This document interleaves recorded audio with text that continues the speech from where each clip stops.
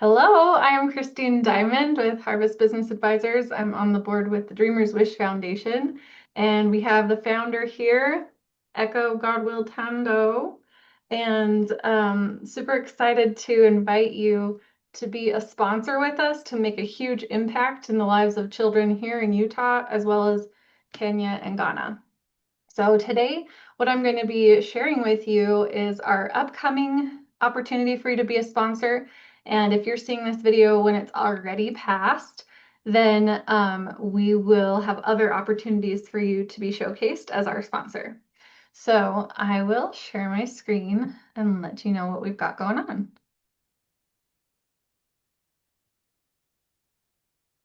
Okay, so when you are thinking about your business, there is a concept called social responsibility. And I used to work for Children's Miracle Network hospitals.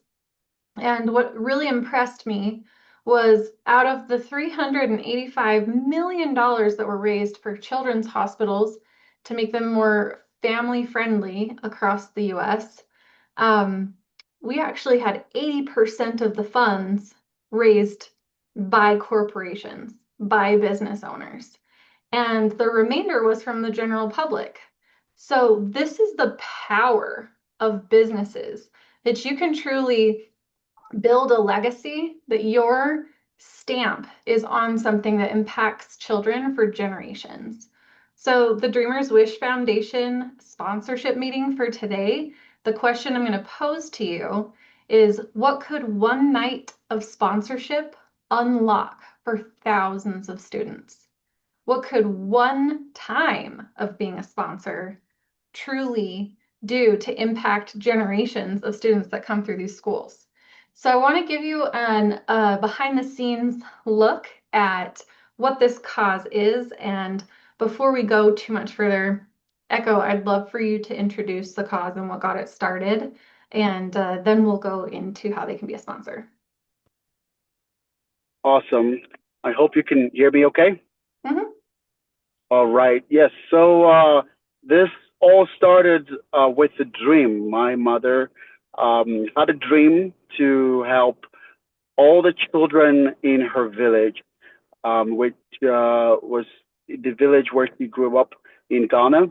And that dream led to us helping over 600 students back in 2002 when we started. And today we are serving over 8,000 dreamers by providing access to STEAM education, which stands for science, tech, engineering, arts, and math. And so this inspiration is what has led us here today, where we are serving all of God's children by giving them ladders of opportunity, so of opportunities that they can climb in their communities, so they can essentially become empowered through education, that they can help transform their own communities. Yes, I love that. And what was really powerful to hear was that your mom had six kids, right? There's six children in your family? Yes. Yes. Yeah, and all of you are college graduates or at least going through college, higher education, yeah? Most of us, yes. Yes. And so, you are a direct result of your mother's vision.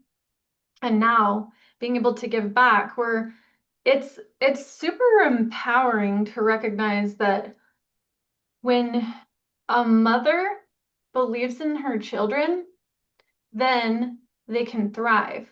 And when the community, like ourselves, also believes in the next generation, then they can believe in themselves and thrive. So you mentioned that STEAM is also art. Can you speak a little bit to the impact that having an art mural had on the children as you went to Ghana this last year and were able to refurbish some classrooms, but also post something that was very inspiring? Yes, of course. So I consider myself an artist because I love to dance.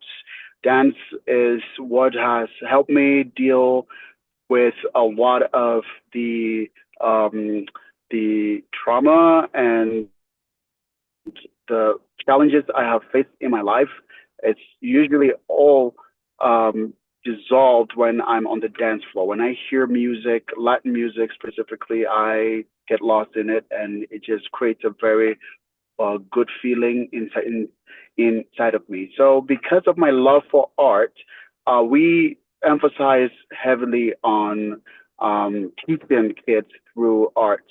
And one of the ways we've been doing that over the past 5 years is by installing art murals on the classroom walls and also on the school buildings. So when we first went in 2021, we had another organization called Dream Feet Foundation help us by putting art murals on the walls. And we heard that many of the kids came to school every day so they could just stand there and watch because they saw themselves in the art. And that inspired a lot of the kids to pursue an interest in art. This past year, we were lucky enough to take along with us to Ghana an international artist, Michelle Pace, who has done a lot of great curated work here, right here in Salt Lake. And she put on the walls a very inspiring art that has become an icon in the community.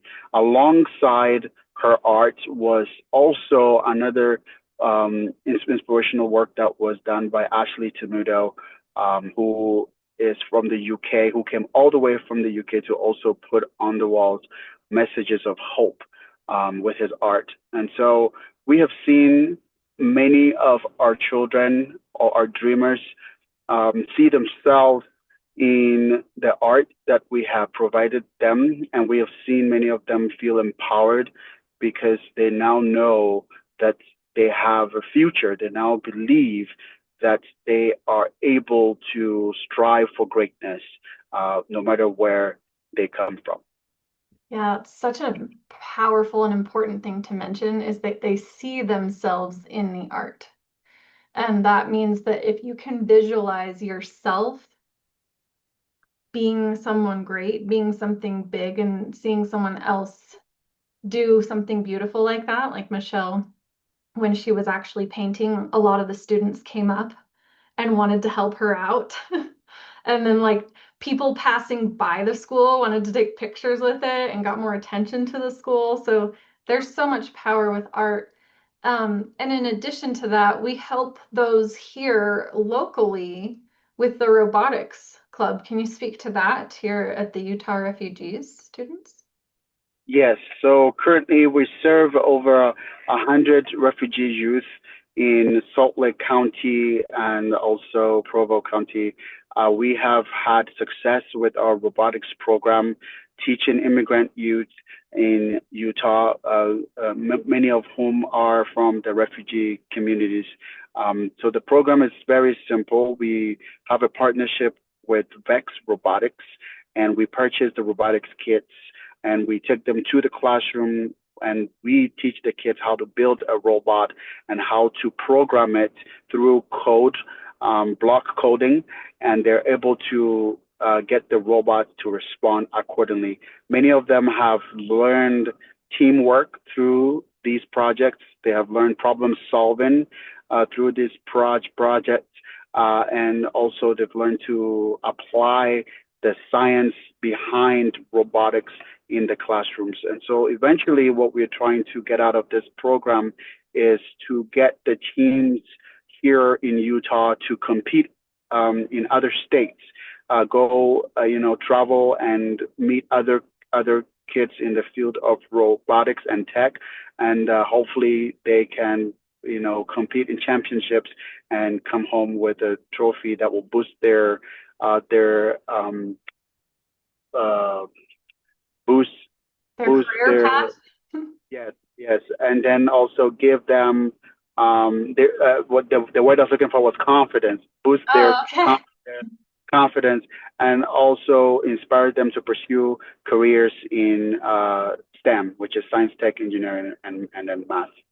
Yeah, and so when we actually think of the impact on these children, back to the rural villages, so in Kenya and Ghana, you also have a intranet, if I understand it correctly, called Rachel.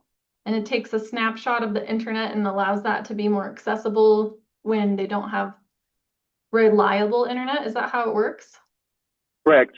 So right now in the rural communities we're serving in Ghana and Kenya, many of those areas do not have access to reliable internet, or if they do, the internet tends to be quite expensive.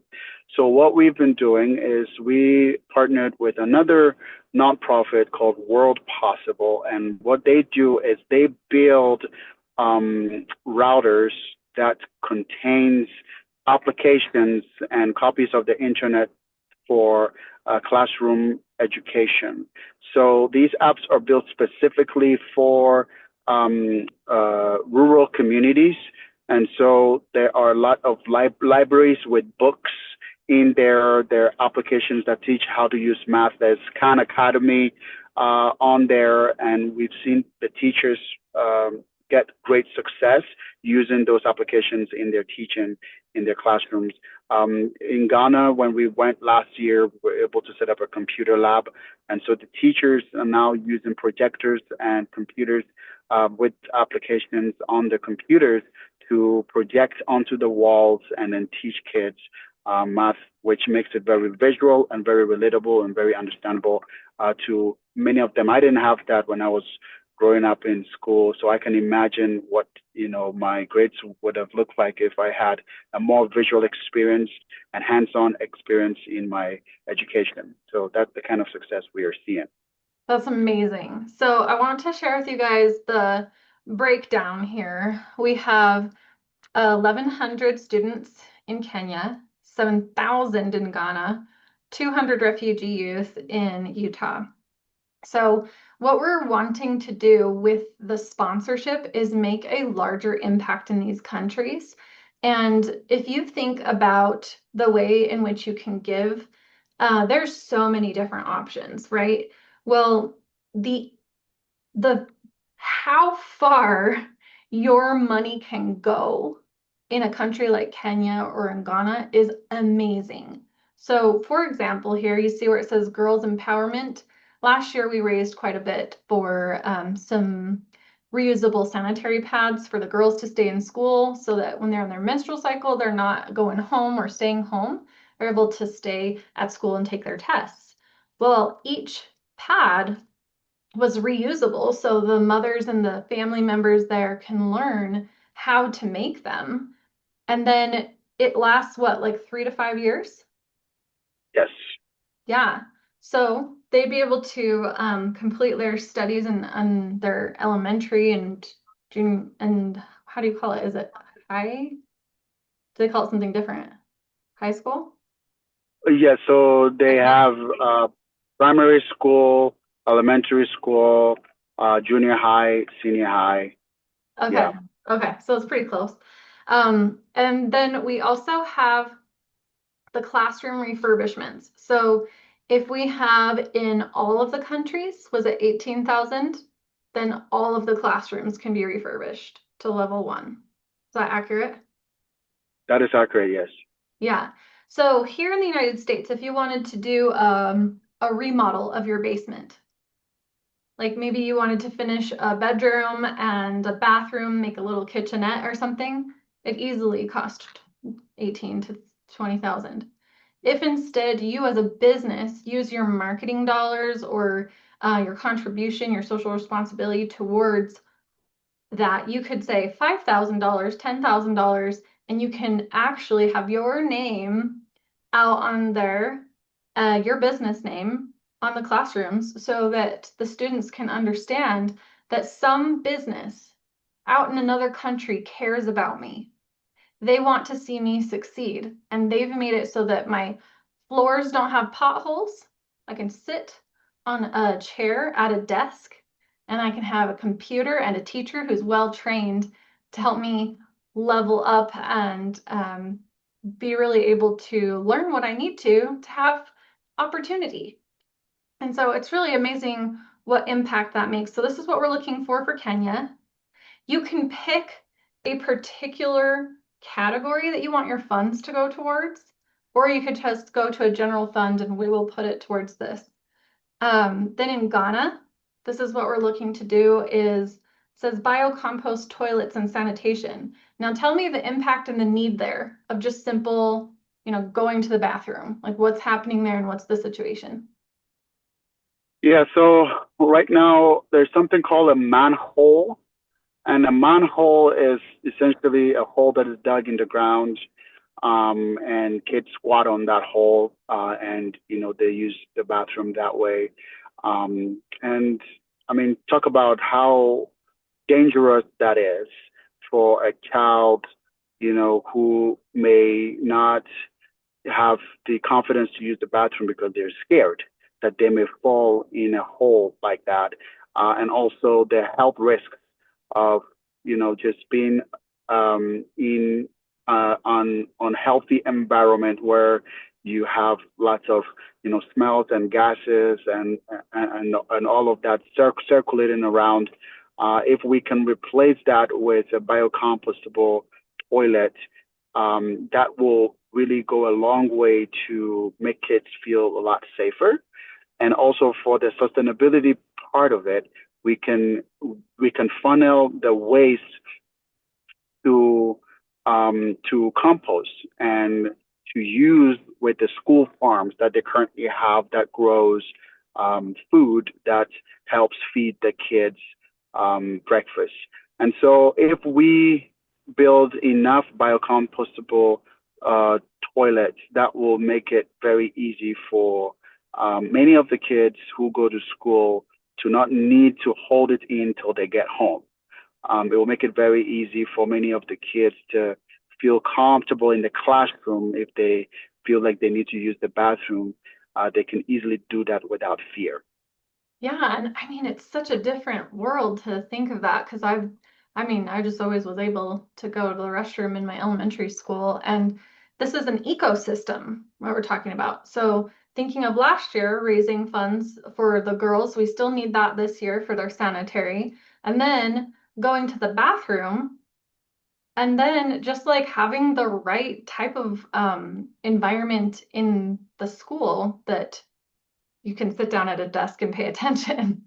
So we want the foundation of the basic necessities of life to be taken care of so that then these other STEAM education, like robotics kits, computers, all that can actually be enjoyed better because they're not worried about just their basic needs.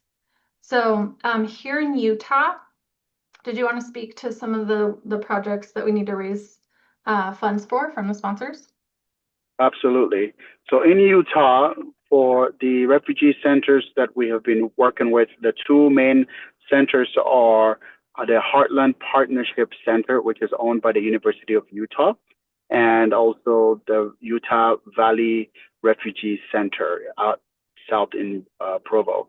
So we need a lot of robotic kits, so that each child, or at least we can create cohorts of three to five, and assign them to kits that they can build confidently and also learn how to code them rather than just one kit that we're using currently for the entire classroom.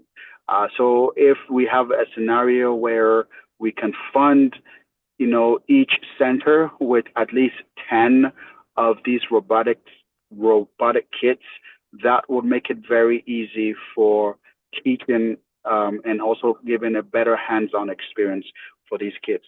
And also needing tutors or mentors who are in tech who would love to assist us with the teaching, because it's a very easy program. The curriculum is already built on vex.com, and so we basically refer to vex.com and their curriculum and their equipment, and we just implement that in the classroom. And we've seen a lot of success over the past year. That's amazing. I love that so much. Okay, so now we're going to get down to those who really just want to know the nitty-gritty impact that these donations make. So we know what needs to be fixed for these students to actually thrive, and then let's take a reflection back on the impact that we've already made over these past few years in Dreamers Wish Foundation. So over 8,000 children and youth across Ghana, Kenya, and Utah since 2021. I wanted to unpack this for everybody. There is now an 80% graduation improvement at our partner schools from this last year. That means that there were only an average annually of about 160 to 240 students graduating in their senior year. And now it's 80% improvement. That means 1,200. So 1,280 graduating per year. That's almost, if you go from 160 here, that's almost a 10x. That's 8x, something like that, 8 times the amount of students graduating. And what do you feel like, Echo, that many more students has on the impact of a rural village when that many more students are graduating from their school? I mean, it's such a great feeling to know that we are not just given a hand out, we're given a leg up, right? We're helping the kids, we're lifting them and putting them in positions where they get to be on the same playing field as every educated person out there in the world. We want them to feel empowered enough that they can pursue degrees, they can pursue careers in science, tech, engineering, art, and math. And hopefully these careers will help lift them out of poverty. So that is the goal. That is the goal. We're empowering their dreams so they can transform their own communities. And this is something that's so important, is as the world is accelerating so rapidly with technology and AI, and just jobs in the States and everything are so chaotic and unsecure, we need to give to our most vulnerable. We need to help them feel empowered to take care of themselves. I love that you said it's not a handout. This is an empowerment through education to show like you can make your dreams come true. You have the resources now to make something of yourself. And this one was so exciting to see. 1 out of every 5 girls is showing up to school now because of the hygiene education and the kits. So it's not just that we gave kits, but it sounds like there was, let me just get a refresher from you. Last year, there was actually a group of people who taught the girls how to use them as well.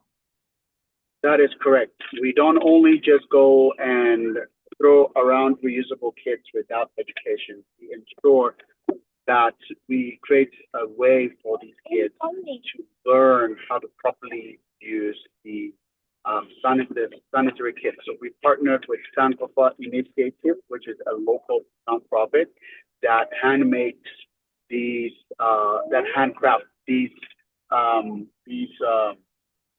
reusable kits, and they also educate students on how to use them. So that was a very great experience, seeing as many of the girls getting the proper education with feminine hygiene.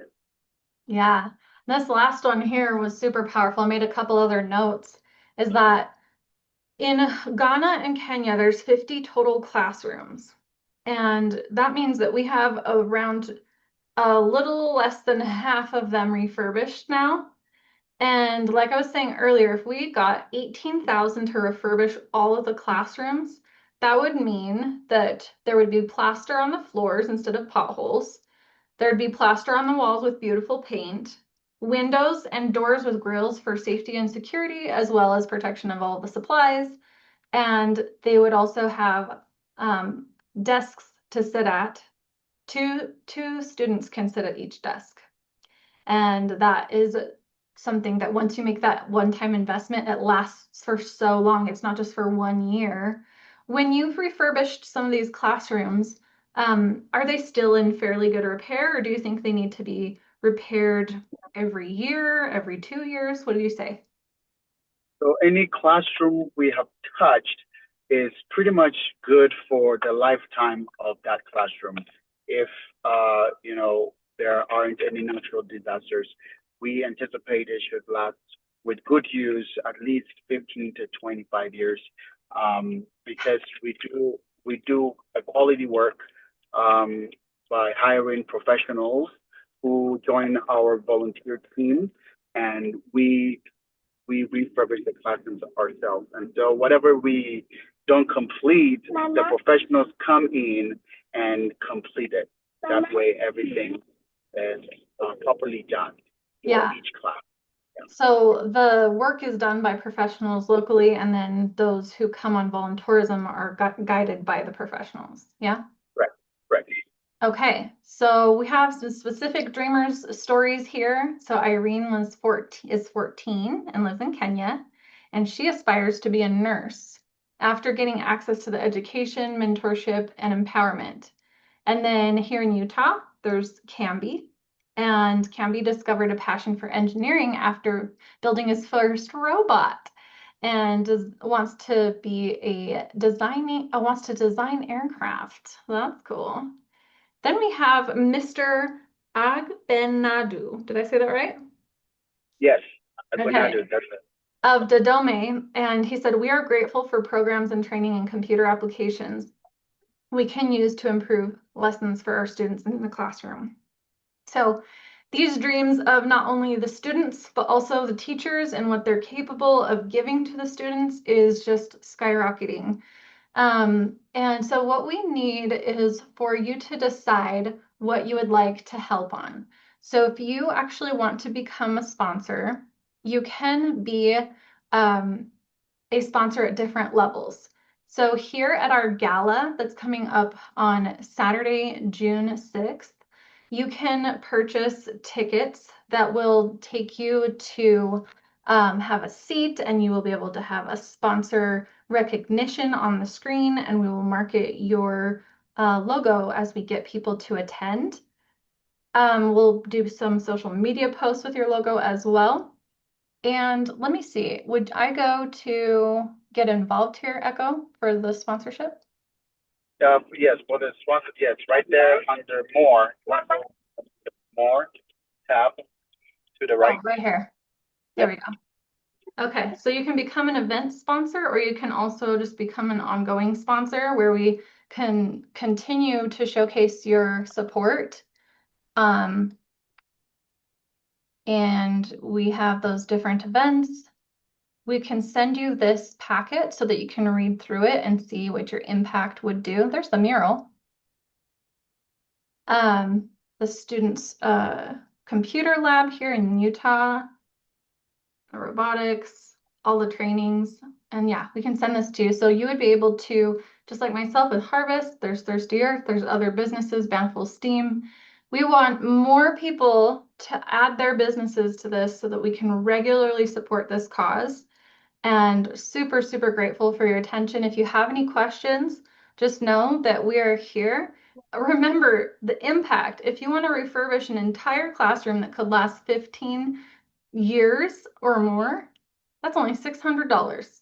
And that all like 30 to 50 students every school year will go through that room.